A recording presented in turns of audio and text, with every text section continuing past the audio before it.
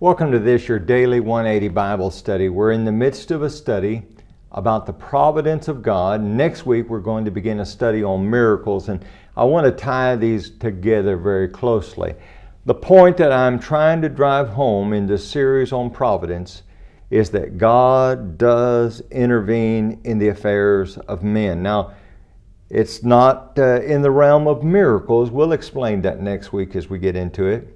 But God is very much alive and active in the world today. I hope you'll look at Daniel chapter 4. And today we want to get across the idea that God rules in the affairs of men. You may recognize the name Nebuchadnezzar.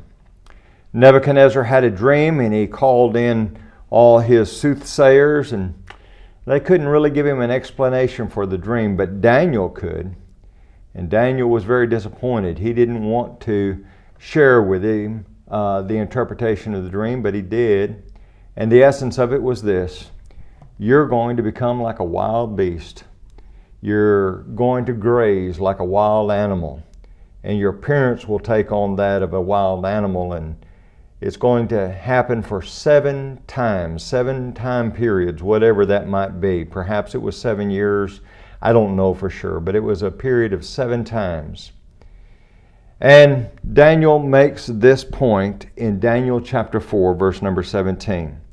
This decision is by the decree of the watchers, and the sentence by the word of the holy ones, in order that the living may know that the Most High rules in the kingdom of men, gives it to whomever he will, and sets over it the lowest of men.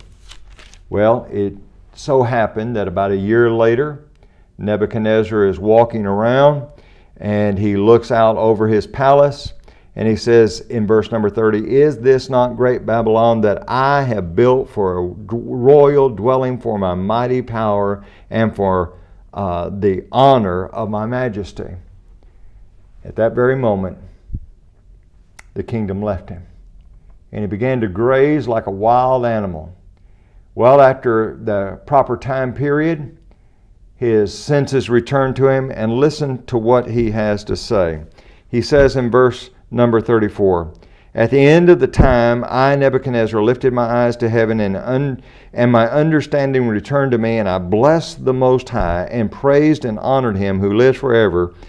For his dominion is an everlasting dominion, and his kingdom is from generation to generation. And all the inhabitants of the earth are reputed as nothing. He does according to his will in the army of heaven and among the inhabitants of the earth. No one can restrain his hand or say, 'What have you done?'" The reality is God rules. Join us tomorrow.